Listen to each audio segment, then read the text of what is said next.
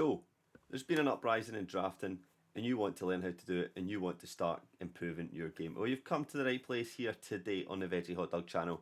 We're going to go through 5 quick and easy tips on how to improve your drafting game. But before we get into the video, make sure you like and subscribe to the channel to keep up with any new videos coming up. So let's get into it. Alright, so kicking us off, we are going to have step number 1. And it is a quick and easy one. It is practice. Now this is going to seem like a very obvious thing, but it is actually a huge part of improving your game. It's going to help identify exactly what is working and what doesn't work for you. You will need to revisit this step throughout the whole process as you go along, just working through it, to see, like I said, to see exactly what's working and what's not. Now, there is 3 ways to practice your drafts. Number 1 is probably the best way, and that is against other real players. You can set up a variety of options with this. It's either a 1v1 or you can have a group of people where you compete in group stages or knockouts, depending on how much time and how long you want to be playing for. This is probably one of the best ways and my favourite way to do it, because it lets you gauge against how you fare against other people's tactics, and it gives you more of that real perspective on what the draft situations are going to be like. The second is against the AI. And then once again, you can set this up in a 1v1, or you can select an option of AIs and it go into a group depending on how you want to play. And it does let you select what formation that they prefer and what kind of players that they like to pick. And the third way is by adding another human manager that you set up. This is quite a strong way to do it, because it will let you face off against other players and formations that you want to try yourself against. So if you have a formation in mind that you would like to use and you want to test it against, say, like a 4-3-3, you can put them two together and put them to the match and see how they fare. Now, before we jump into step number 2, I'm going to take you through just the starting of the draft and how to set things up properly for these practice runs. So we're going to jump into here, and at the top you can see here you have Knockout Cup and League. Now, we're going to leave this as a Knockout Cup for starters, but if you want to go against a group of people and try yourself against all of them, a League is the best way to go. You have your competition name here, which you can set to whatever you like, and your squad budget. Now, we're going to leave this at 500 million, but as you come further down to stipulations and through your playthrough, you will find that these vary throughout. You can select your custom creative pools here by picking people in certain continents, by nationality, or where they are based division-wise. You can even set value caps on them. Now, once you're ready to progress from this stage, we will hit create competition, and this takes you into the starting of the draft. So once a game database has set up, we will come back.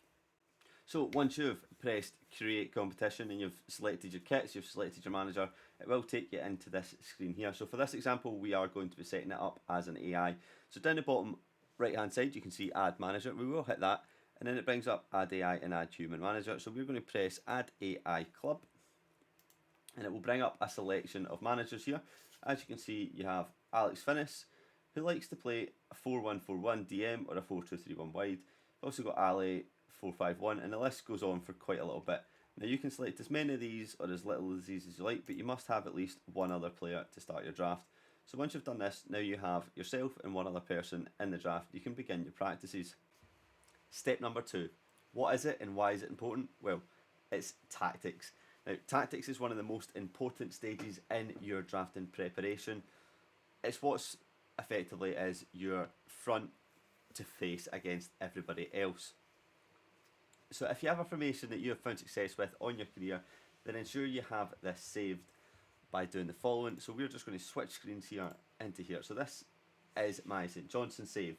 So if you need to save something, so let's create a little tactic here. Now, most people will know how to do this, but just in case you don't, we're just going to make a random little draft formation here. Let's say the 5-2-2-1. If you find this works well, I'm not going to bother going into anything else, but if you find this works well, you can hit into here and hit save. So now that you've got this up, you can type in whatever name that you like and then press save, and it will save it into here for your tactic, so that when you get into your draft, you can easily preload the tactic into the game, and you won't need to worry about all the hassle of setting everything up and going through it all. Now, if you don't already have a formation set up, I will show you some that I use and that I've had some luck with in drafts of recent and of past. So one of my favourite ones is a 4-3-3, and this is one that you'll come up against quite often. I like to use an anchorman just to cover myself at the back.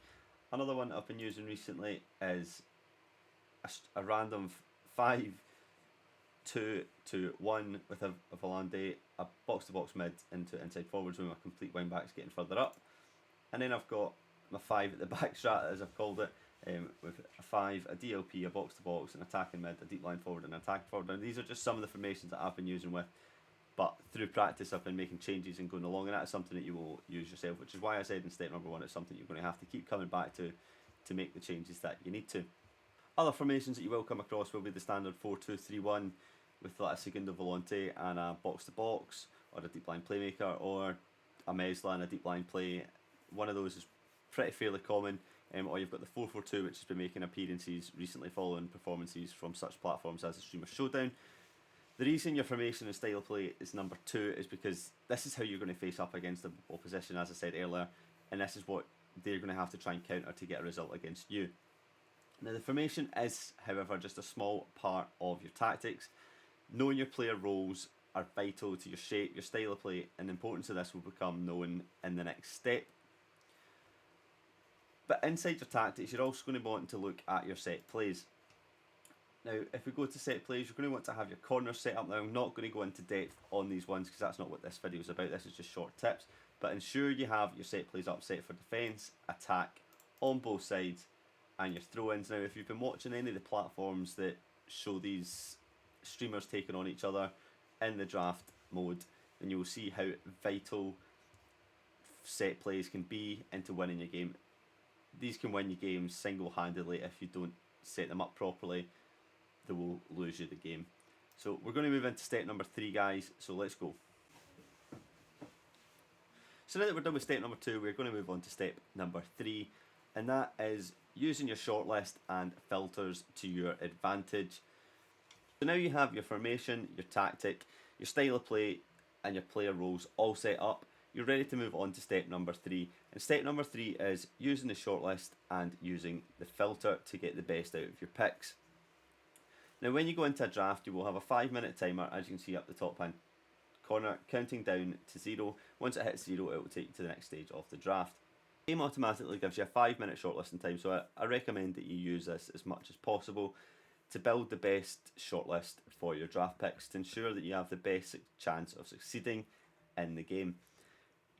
Now the game automatically sets it up setting by player value, so it sets the filter on that way. But what we want to do is we want to take this a little step further and we go into more filters. So let's say we are looking for a defensive mid. We can press into here and that will bring up the position for all DMs. And as you can see, it now still has set by value, but it narrows it down so you're not looking at strikers. You can take this another step further and hit into more filters, and you select your role for someone that likes to play anchorman, and that will bring that slightly further down. Now you can also take this another step further, which is where I advise you do, and you can go into attribute picking. So this will search for the attribute on the players rather than anything else. So once you're into your attribute searching, you can highlight what attributes are important to the player and the player role that you're going to be playing them in.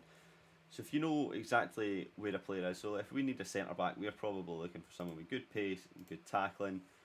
But this will help you identify things that people won't always look at. So let's pick up bravery, because I like my defenders to be a little bit brave. So then once you press OK, you can bring these stats down to be at least certain ones, or at most certain ones, or in between, or it is not between. So we're going to look for a defender with 15 pace, 14 tackling and 17 bravery.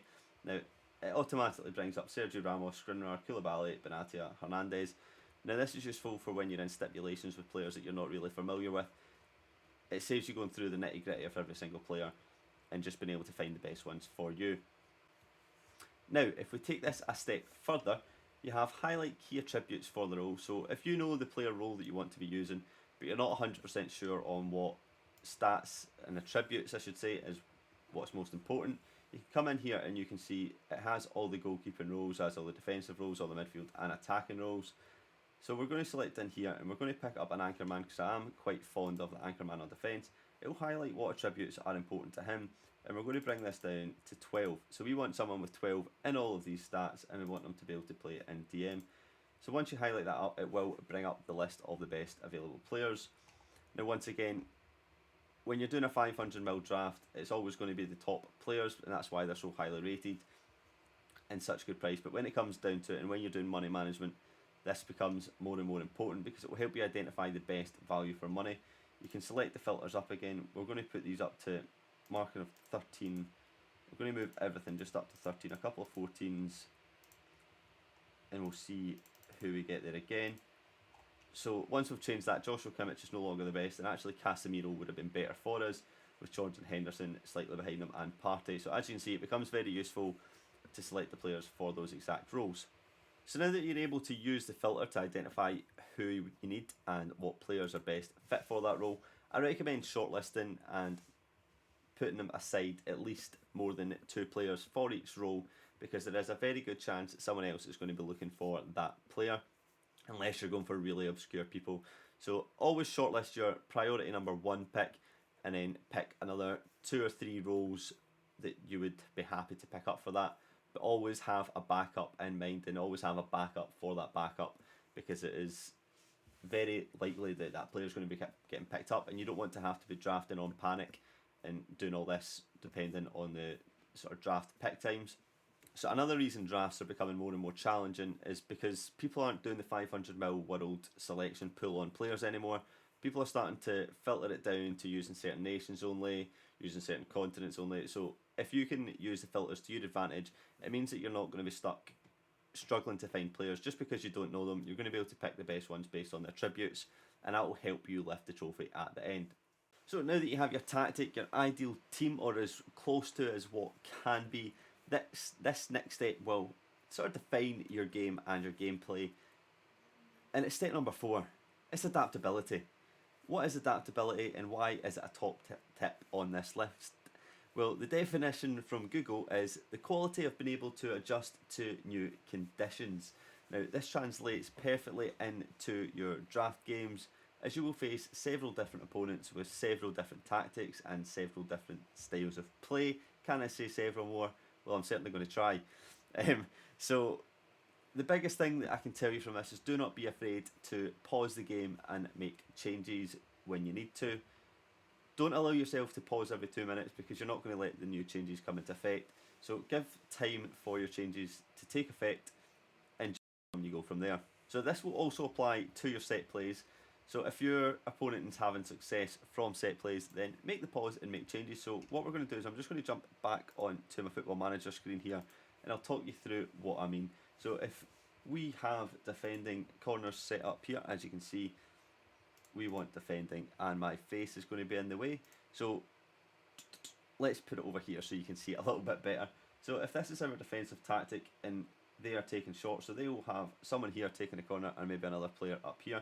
It might be worth bringing out a midfielder who's decent at tackling and marking and popping them short just to prevent that short pass, or even just put pressure on the pass once it's done. And always put a man on the front post, because near post headers are common. So that's just a small insight of what I mean into adaptability is do not be afraid to make a change when it is needed. So this brings us on to step number 5, and it is the last step in your draft improvement game from me. Now this one isn't so much gameplay related, but it's more mentally focused, and it is confidence. Why is confidence a thing? This is what we're going to talk about. So you need to be confident with yourself and your team. If you find yourself losing your head in a game, you're going to be making silly changes that just won't help, and it will turn the game against you. Whereas if you do have confidence in your ability to change the game and to make exact substitutes that you need to, then you'll find that the adjustments that need to be done will be made at the correct time, and you won't just be making rash decisions based on random moments in the game, or if you find yourself 1-0 down, you just need to stick with yourself. The game can change in an instant, and it is important to remember that. Now, that's all I have to say about confidence, and that is a wrap for this video. So thank you for watching all the way through to the end. If you've made it this far, make sure you've already dropped a like and subscribed to the channel. We might visit this in more detail if it's something that's wanted, but it was just 5 quick and easy steps to improve your draft game. So guys, until next time, I will see you later.